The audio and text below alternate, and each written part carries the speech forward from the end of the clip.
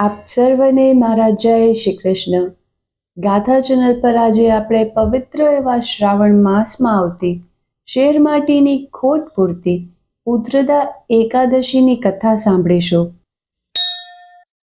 દ્વાપર યુગના ઉત્તરાર્ધમાં માહિવતી નગરીમાં રાજા મોહિતનું શાસન હતું.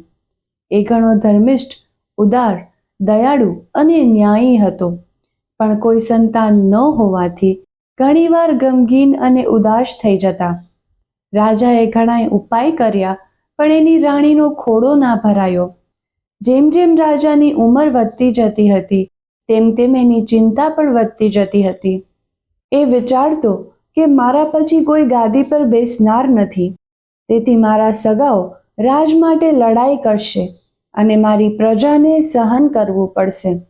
એક વખત આ ન્યાયી રાજાએ સભા ભરીને ઘોષણા કરી, મેં જીવન ધર્મથી જીવ્યું છે, છતાં હું સંતાન સુખથી વંચિત છું. મેં પંડિતોની સદા કદર કરી છે, બ્રાહ્મણોને દાન કર્યા છે, અનાથોના આંસુ લૂછ્યા છે, છતાં હું કેમ વાંઝ્યો છું? કોઈ વિદ્વાન મારા આ સવાલનો જવાબ આપશે? રાજાની આવી વેદના જોઈ પુરોહિતને ઘણું લાગી આવ્યું. એ તત્કાળ રાજાનું દુઃખ ટાળવા ઘોર અરણ્યમાં ગયા. ઋષિ, મુનિ અને તપસ્વીઓના દર્શન કરતા કરતા પુરોહિત લોમેશ ઋષિના આશ્રમે આવ્યા. સર્વશાસ્ત્રોમાં પ્રવીણ એવા ત્રિકાળ જ્ઞાની ઋષિ સદા નિરાહારી રહેતા હતા.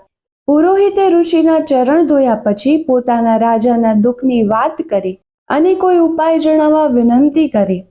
ઋષિએ તત્કાળ સમાધિમાં જોયું. પછી ઋષિ પુરોહિતને કહેવા લાગ્યા, હે પુરોહિત, રાજા મોહિત ગયા જન્મે વણિક હતો. ગરીબ હોવા છતાં એ ઘણો ધર્મિષ્ઠ હતો. ગામે ગામ ફરતો અને વેપાર કરતો. એકવાર એ વેપાર કરવા નીકળ્યો. ઉનાળાના દિવસો હતા. ભયંકર ગરમી પડતી હતી. જેઠ સુદ બારસનો દિવસ હતો. મધ્યાહન કાળે એ વણિક એક ગામના ગોંદરે આવ્યો. ભયંકર તરસના કારણે એનો જીવ જતો હતો.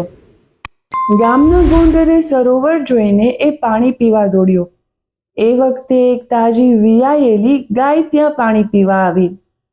એ ગાયને જોઈ વણિકને સૂગ ચડી. તેથી લાકડી વતી તૃષાતુર ગાયને મારવા લાગ્યો. ગાય ત્યાં જ પડી ગઈ અને તરફડવા લાગી.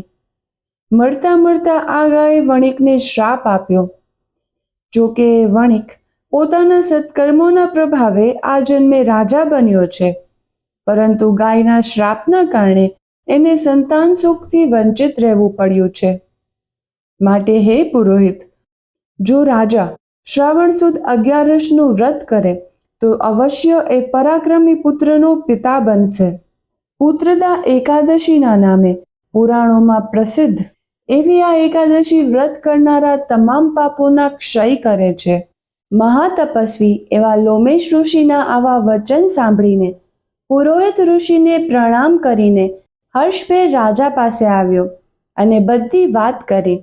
શ્રાવણ માસની સુદ 11 આવતા રાજાએ વિધિવત વ્રત કર્યું.